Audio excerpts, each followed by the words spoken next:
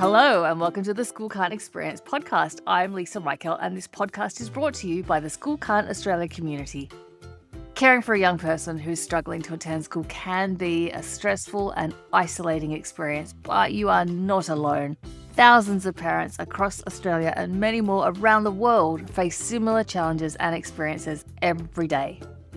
Today we are joined by Tanya Valentin, who is a New Zealand-based neuro-affirming family coach and whose program, From Burnout to Balance, has helped support many families through difficult times. Tanya is going to take us on a deep dive into the parenting experience of school can't and burnout, and all of the grief and shame that can be part of that experience, but also the transformation that can come from it as well. I hope you enjoy our conversation. Tanya Valentin, thank you so much for joining us on our podcast today. It's such a pleasure to have you here. Thank you so much for having me, Lisa. I would love it if we could start by getting to know you a little bit, Tanya. Can you tell us about yourself and what's your story? So, late diagnosed ADHD person, discovered that I was neurodivergent after my children found out, like a lot of mums. I only found out after my daughter went into burnout for the first time. We've had a few burnouts. It was such an eye-opening experience for our whole family because before that, we didn't even know that there was any neurodivergence in our family. For us, it started with my children having a tricky childhood, but nothing overtly eye-opening. But looking back through a neurodivergent lens, it was probably just me having a very similar experience to them as a child that made me just think, oh, yeah, it's just normal. This is just what happens. This is just what happens. Then when we got to the teenage years, I noticed that things just started to crumble. So my children are all born female, although some of them have transitioned into other genders. I think there wasn't a lot of understanding at that time about girls who could possibly be autistic. So what we saw was a lot of mental health stuff, a lot of anxiety, depression, things like self-harming, lots of worrying behavior. We tried like all different types of therapies and counselors and everything to help them, and nothing seemed to be working. Eventually we hit COVID, and I think this was for a lot of people I speak to, this has been a huge sort of catalyst for them. When we started coming out of isolation, the wheels just fell off, especially for one of my children. And then we ended up with the hospitalization, still didn't know that anybody was autistic. And eventually, after tried all the medications and therapies, a female psychologist in my daughter's CAMS team said, hey, maybe we should test for autism. And then went through the testing process, which wasn't easy because my daughter was a very high masker, appeared to be very social, very high achiever at school. And what we've discovered since would fit into that twice exceptional place. And she just reached a point where she just could not go to school anymore, even though being incredibly bright and really loving learning, but just couldn't. So 2 years of being at home, eventually dropping out of school, and us trying to figure out how to help her. Didn't know anything about burnout back then. Eventually I came across, I think it was Dr. Anna Neff's work around burnout, and started piecing bits together. And then once we had the language of burnout and low demand parenting and just being able to support her in a different way, we started to see some recovery happening.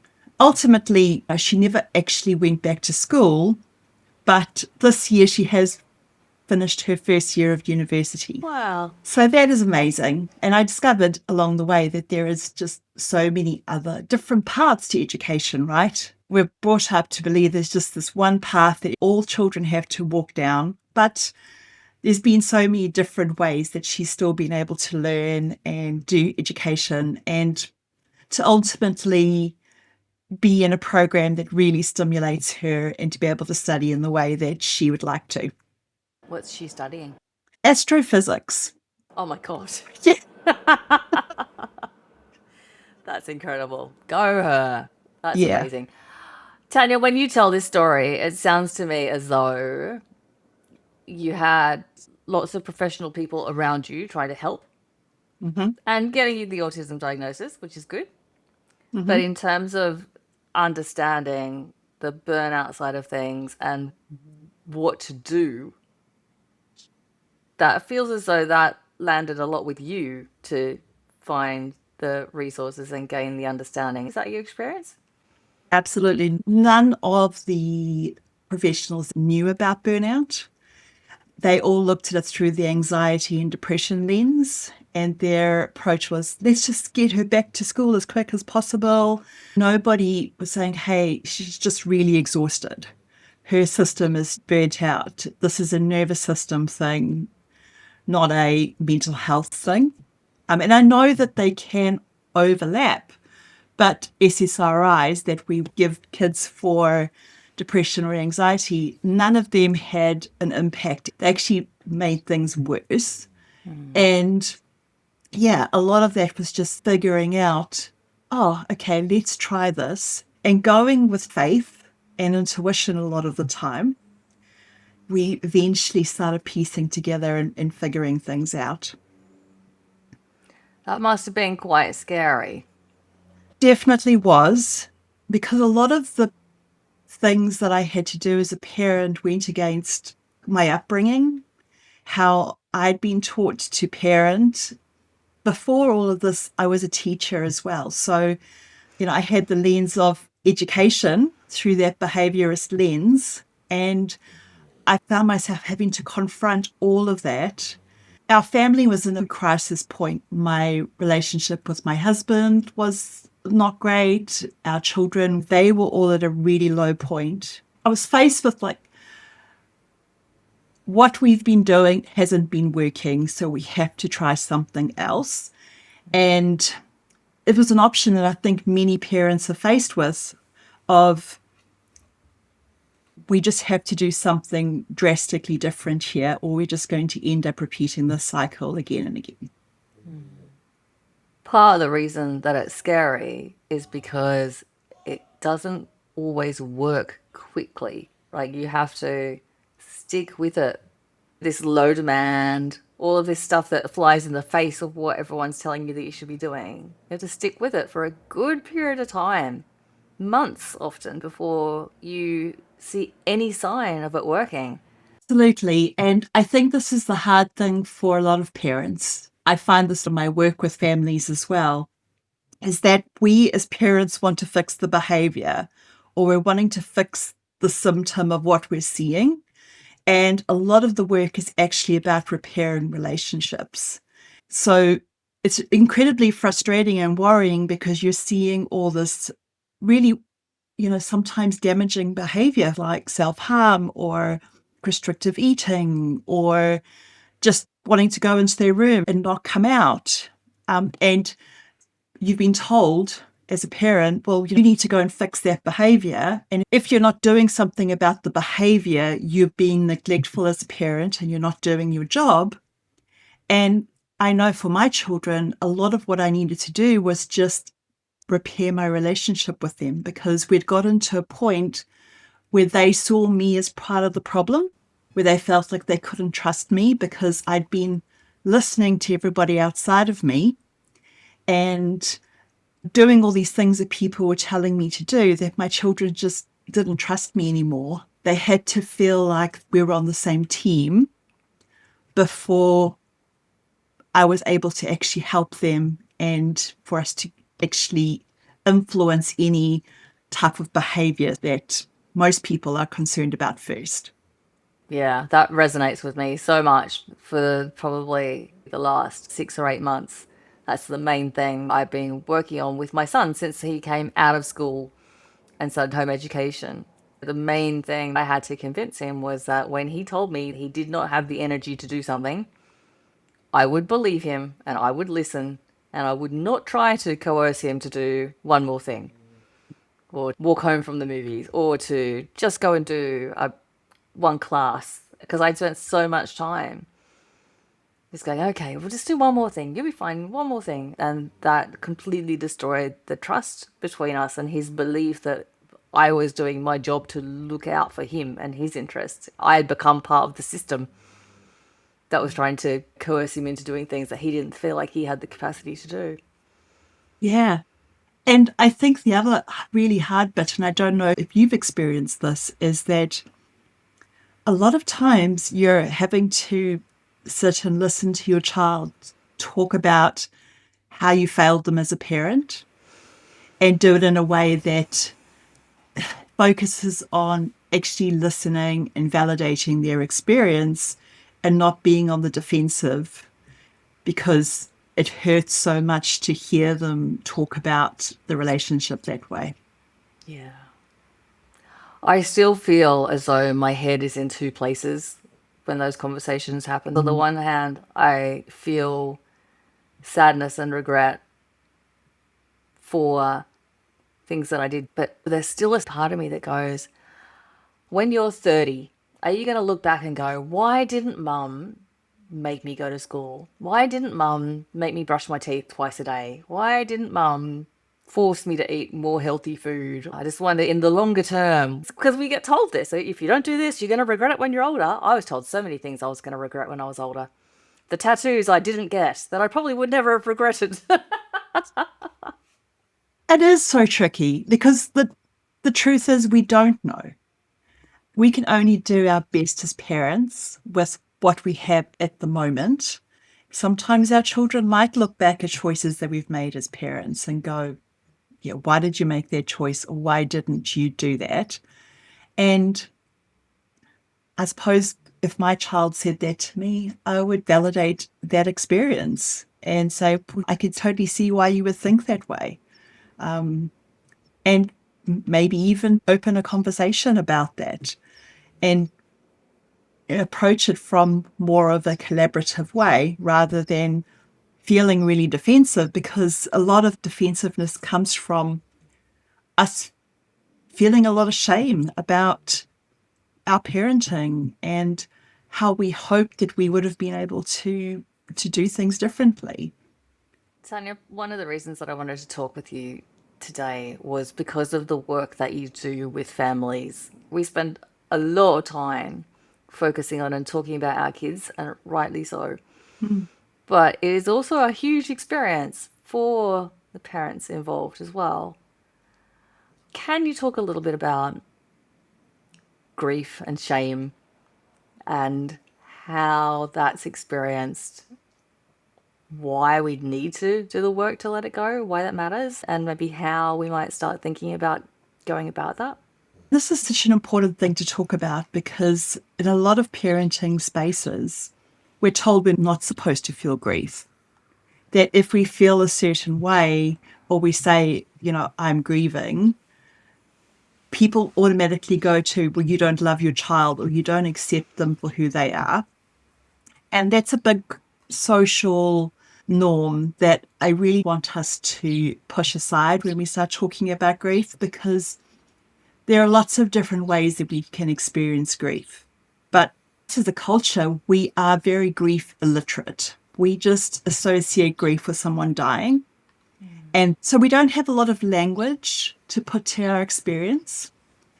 And I discovered Dr. Francis Weller's work quite early on in my journey, and learning to have language to process how I was feeling was extremely helpful, because there are lots of different ways that we can experience grief. As parents whose children are in burnout, our experience touches all 5 gates of grief that he talks about. The first one being that everything we love ends, which is our typical way of looking at grief, but there's also the grief for the parts of us that never received love, the sorrows of the world, and how we experience just everything that's happening in our world There's also what we expected but didn't receive, which I think is a huge one for parents.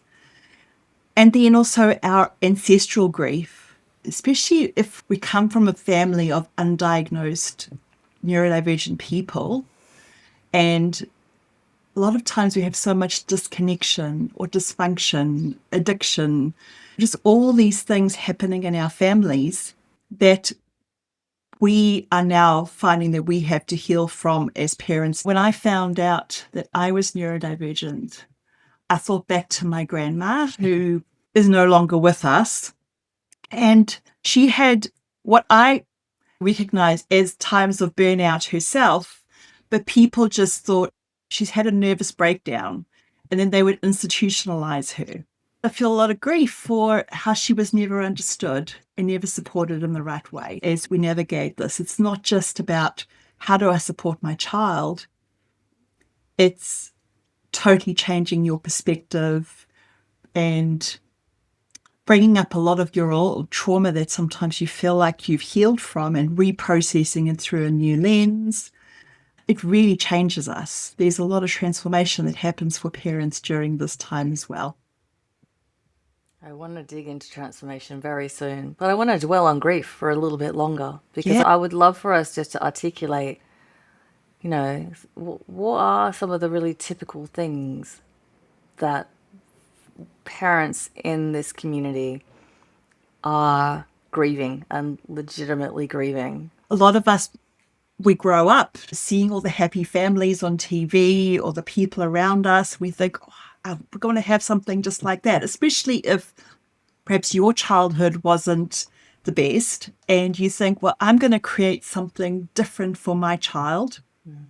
And then because of circumstances, you can't do that. I know a lot of families where they can't even sit down at the table and eat a meal together because it's just too overwhelming for the different people in their families. Sometimes it feels like a little thing, but for some families, that's a huge part of grief. Or we're coming up to the holidays now, and there are lots of families that one parent has to take a child to an event and the other child has to stay home with the other parent and they can't experience that together.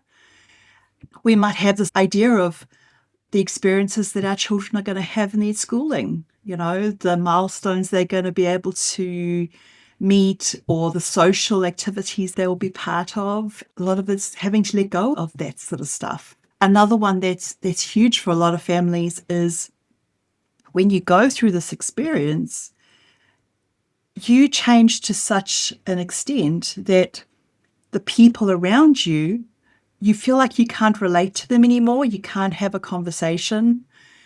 You really miss the community that you thought you would have, or just people who could understand or you could talk to.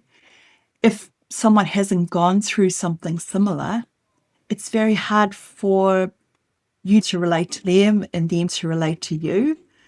You might have family members who still believe in the old way of parenting. Every time you meet with them, they tell you what a horrible job you're doing, how you're going to ruin your child. Letting go of those relationships can be a huge part of grief. I know in the school can't community, there are an awful lot of mums who have had to give up careers that they really love, jobs that they really enjoyed, financial security that they really wanted to have throughout their life that has just crumbled in the face of school can't. It's not exactly the most joyful conversation, but I think it is worth acknowledging that for a lot of us, there are a lot of things to grieve. I found that before my daughter went into burnout, I had started a career doing professional development for educators. And it was like my own business that I had nurtured from an idea. And I had to give it all up. I couldn't do any of that because it involved a lot of time away, a lot of travel. And my world just got so small. All I was doing was just at home supporting my child. And that was where I wanted to be. But there is also the grief of your own personal identity as a person. Tanya, we could disappear into the well of despair here without too much trouble, but help us understand why we should give this some thought and consideration, why we need to process it, and what are some pointers for how to move through? I think why we should take time to process it is because if we are carrying around grief that we can't process, it forms a barrier to connection with the people around us. When we're feeling a lot of unprocessed grief, it shows up in other ways, like resentment towards our child or other people around us. It shows up as disconnection because we're just feeling so numb and disconnected from ourselves because we've been told you shouldn't feel this way. So that brings up a lot of shame. I'm a bad person.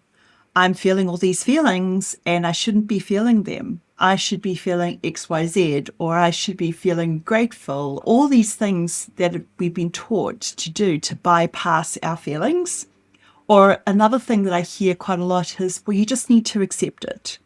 And I am a big believer in radical acceptance, but it's only one part of the grief process. You have to experience all the other things and process all the other things in order to make that acceptance possible.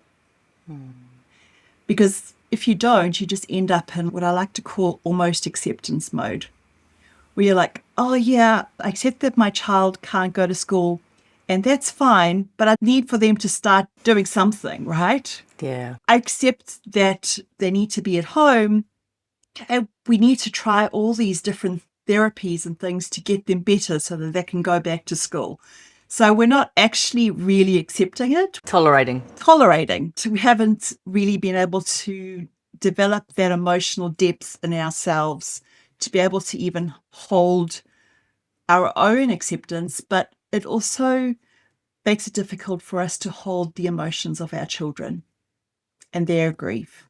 Which is a big part of the job. Yeah. So where do we get started on this if we're kind of blocked on our own grief? Exploring, putting some language to it, and just having some awareness that it's there first. Awareness is always the first step, and just allowing yourself to be able to have an emotion or to label an emotion or to feel something. We sometimes feel, especially if you've been suppressing your emotions, if I allow myself to feel this feeling, I'm just going to be pulled down and I'm never going to be able to get back up out of it again. And we just bottle those feelings up and then they feel harder and harder for us to process.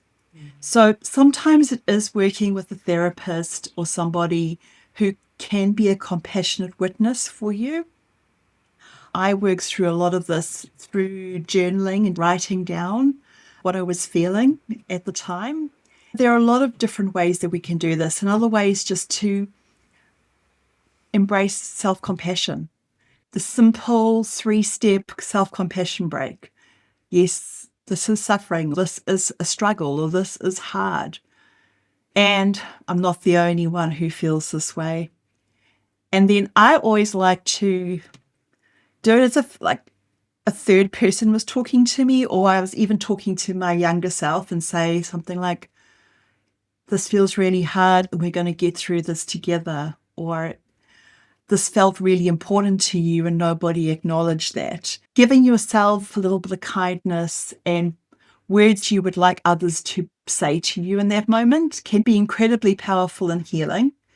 Just to be able to start incorporating that into your own language, because the first thing we do when we feel like we shouldn't experience something is we criticize ourselves. The other thing that you mentioned earlier that I think is related to this, it's like the grief is the cleansing process that opens you up to the greater transformation. And I have heard a number of school can't parents say that although living through school can't with their kids and learning what they needed to learn and going through that whole process is extremely difficult.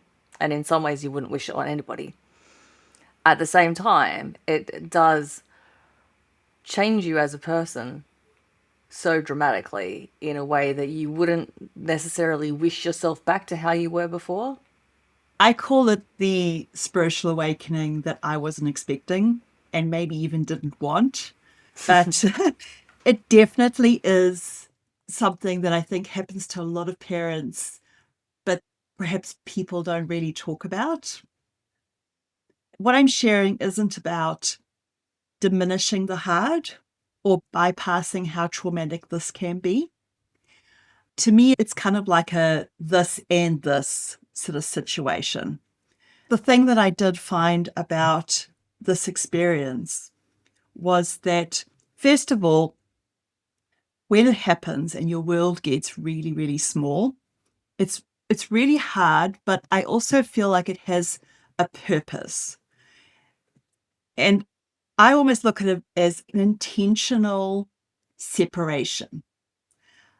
Before our children go into school can't or into burnout, we spend a lot of time listening to other people, doing all the things that people tell us we should be doing. And then we need time for that noise to die down and for us to be able to start hearing our own internal dialogue and for us to start trusting ourselves again through trial and error. And we can't do that when we have lots of people talking in our ear. You need to create the space, don't you, for new ideas to come in. We've got into a place in our society where we've stopped trusting ourselves. We, even before we had AI, I would find myself just faced with a situation that I actually knew the answer to as a parent, but instead I would Google it.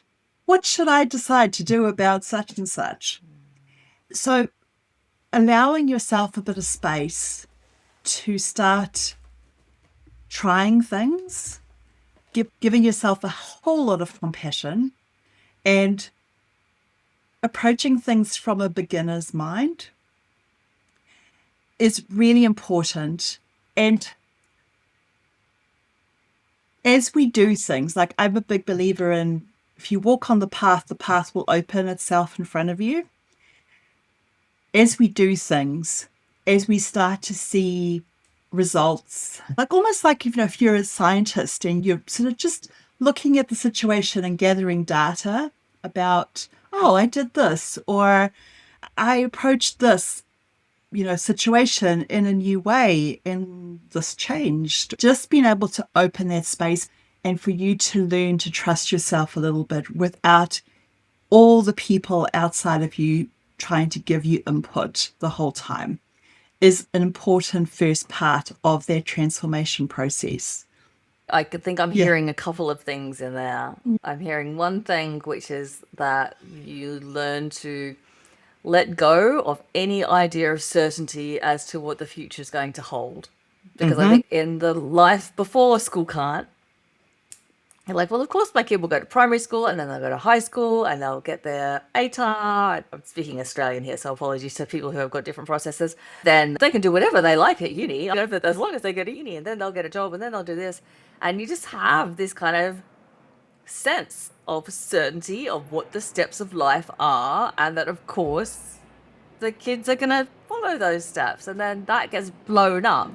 And then I think you go, okay, well, I don't even really know what's going to happen today or this week or this month. And I think that's learning to live without that false certainty for the future is very difficult. The other thing that you talked about that really resonated with me was getting in touch with your own sense of what's going on, whether that's your intuition or your own beliefs or your own reading of the situation. Because as a late diagnosed autistic person, I spent my entire life looking externally for guidance, feedback, and validation. I've never trusted myself, because when I did that, things usually went badly. Having to flip that around and go, maybe I've got just as good a chance at getting this right as anybody else does, has been a huge change for me personally. Yeah, and I really just resonate with what you're saying about it feeling really scary. Sometimes it really feels like you are off grid on this road where there is no map, there's no path, and you're having to create your own path. And the thing that I always cling to was the path that I had followed, that others had put in front of me, had gotten us to this place. And even before my daughter went into burnout, before we found out that we were autistic, I remember clearly I went through a period where I was looking in the mirror and going, who am I? Because I just spent all my life listening to other people, pleasing other people, and probably masking very heavily to fit in. I had no idea who I was as a person anymore, what I thought, what I wanted, because I put so much trust in what other people said that I should be doing. Part of the transformation is being able to listen to yourself and say, okay, my sense is this is what we should be doing. Nobody else knows our children the way that we know them. And another huge part of it, I feel, is actually just tuning into your child and their needs and letting go of some of that narrative that we have about children always needing to be controlled, that they're always trying to manipulate you, that they've always got ill intent. You know, even from little babies, I remember people saying, you can't pick them up when they cry because they're just trying to manipulate you. And I also realized that a lot of the times when I went against what I thought my child needed and I did something somebody else told me to, I could feel it in my body that that wasn't the right choice. I'd spent a lot of my life going against my own instincts as a parent, learning to mistrust those instincts as you're just being too soft or you're going to do harm to your child. And then realizing, well, I followed all the advice that I'd been given and my child's even worse off than if I had listened to myself. Learning to lean into the actual feelings in your body and your own understanding about who your child is as a person rather than the lens that people have tried to make you believe about your child is another huge part of that. Once you start doing that, quite often you can discover that there are a whole range of people who have been researching and writing and thinking about this for a long time.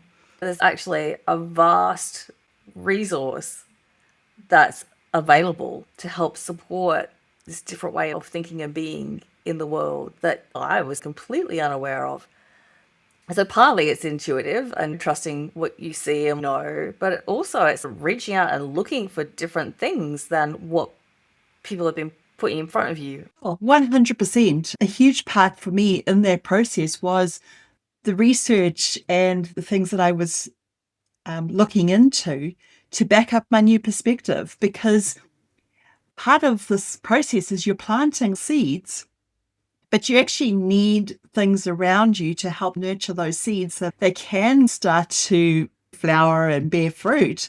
I think for me, this really started when, and I was still a teacher at this stage, there was this Hungarian pediatrician called Dr. Emmy Pickler, and she was all about seeing infants as whole people worthy of respect and a partnership between that infant and you as the person taking care of them. The way that we are finding more and more about neuroscience, about the brain, about the nervous system, all those things back up us actually doing the low demand, following our children's needs. The things that we've learned about the different parts of the brain and how that influences our children's behavior. That was such an eye-opener for me because it made me realize that a lot of times when children are behaving in a certain way, it's not because they're intentionally trying to do it, that there is a deeper need, that there are perhaps a different part of their brain or their nervous system. We're just thinking, oh, it's just bad behavior. But there is actually a neurological reason behind that. And that was really eye-opening for me as a parent. I often say to people, I've learned more in the past 2 or 3 years of supporting my son than I did probably in the 10 years prior to that. The intensity of the knowledge that I've gained and how it's shaped me as a human has been incredibly intense. But I don't know what to do with it necessarily. Do you know what I mean? It's like, great, now I know all these things and I still don't have a job. Do you have any way of bundling it up a little bit and going, this is why it matters? I love to think of things in terms of a metaphor of what's happening in nature. We replicate cycles in nature, being part of the natural world ourselves. The metaphor that made the most sense to me is that of the caterpillar to the butterfly. Before we have moments where they might stop going to school or go into burnout, we struggle. We're a totally different being. When we reach this point where the crisis happens, we have to move into this space of darkness. It's almost as if we're going into that chrysalis. So when the caterpillar goes into the chrysalis, it doesn't just be a caterpillar that grows wings. It actually dissolves, like it just turns to goo. And when you're in that chrysalis stage, a lot of times it's just getting through the day. You know, you're not thinking about this on a deeper sort of level, but through this process, you are changing. You're evolving all the time. There's a lot of days like that, just like the caterpillar who is turned to goo. And the other part of it too is that sometimes we have some ideas of how our future's going, or we're forming into the butterfly.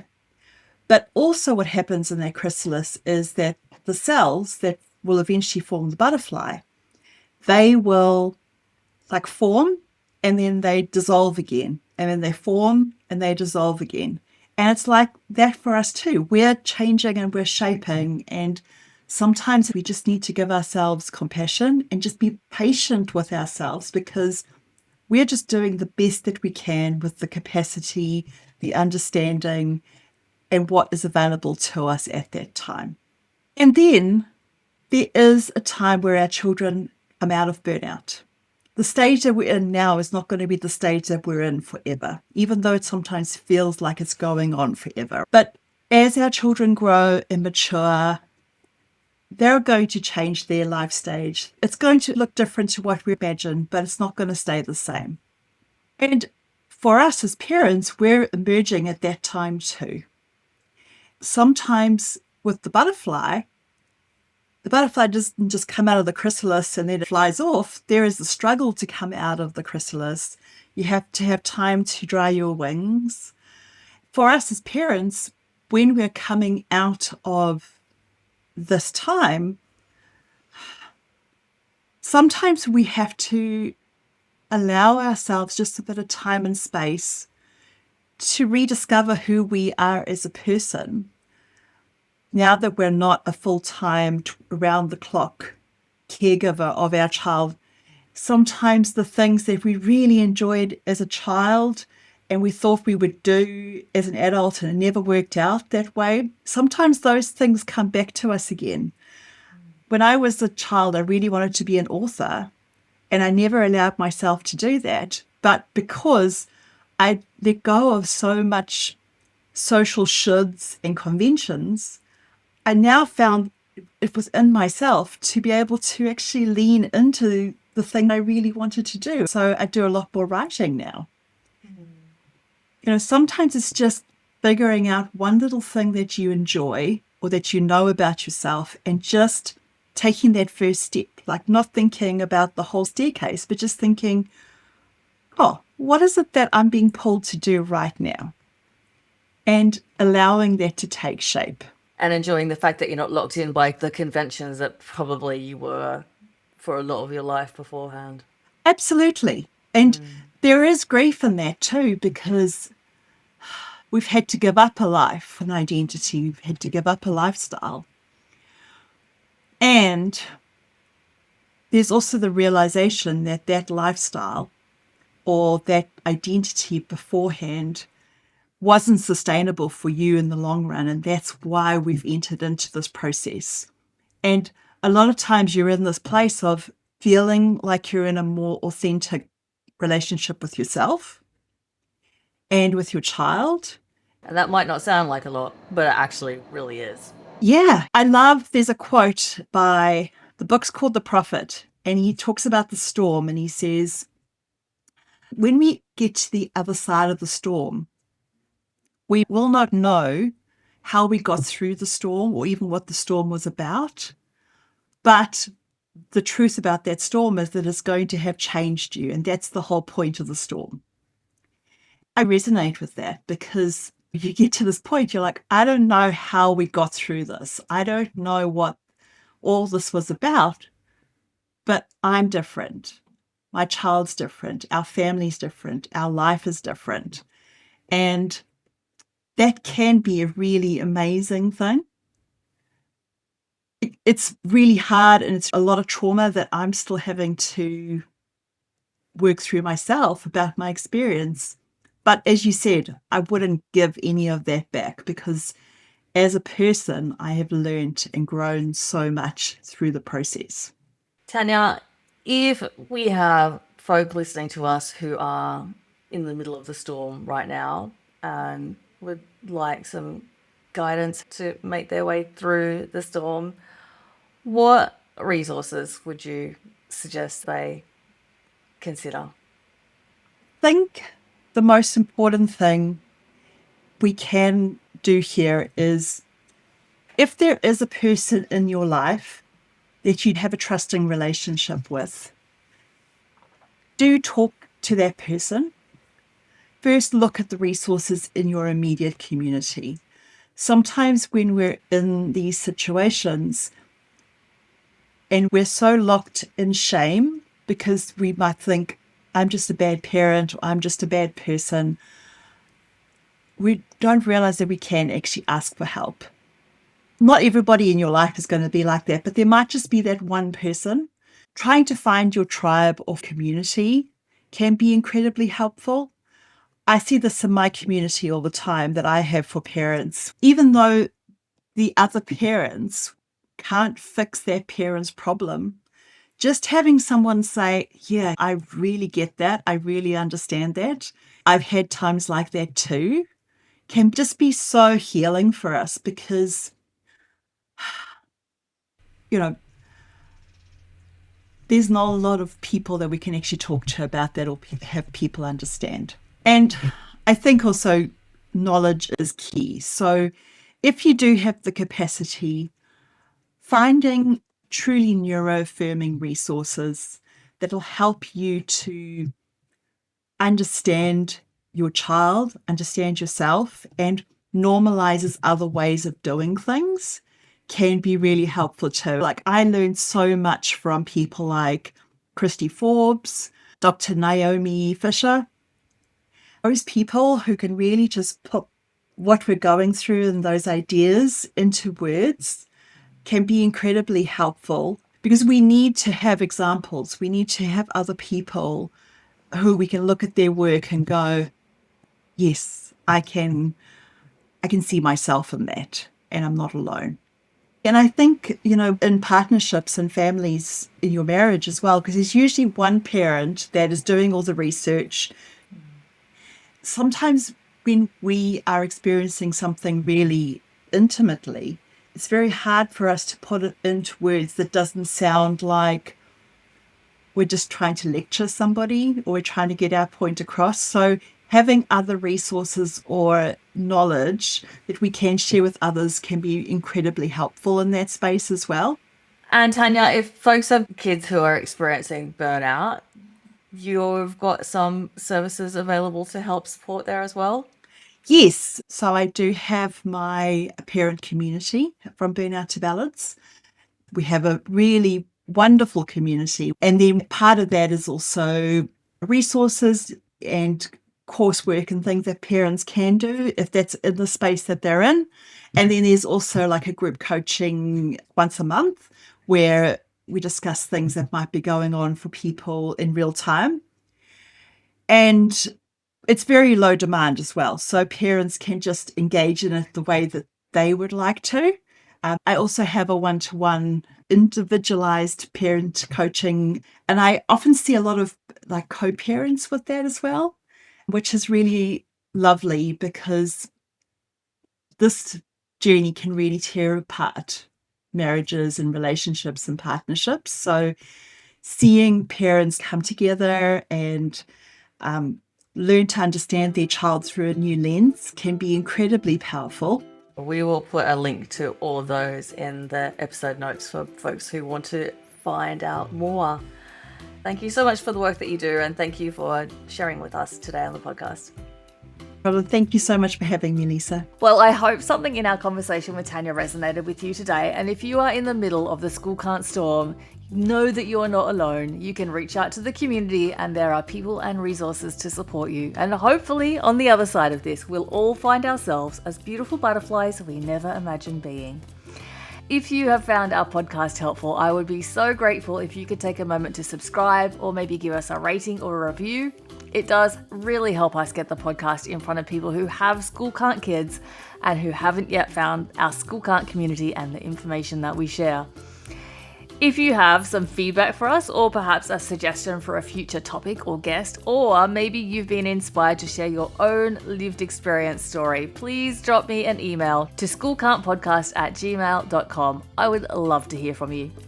If you are a parent or carer in Australia and you are feeling distressed, remember you can always call the parent helpline in your state or call Lifeline on 13 11 14. Thank you again for listening, and we will talk again soon. Take care.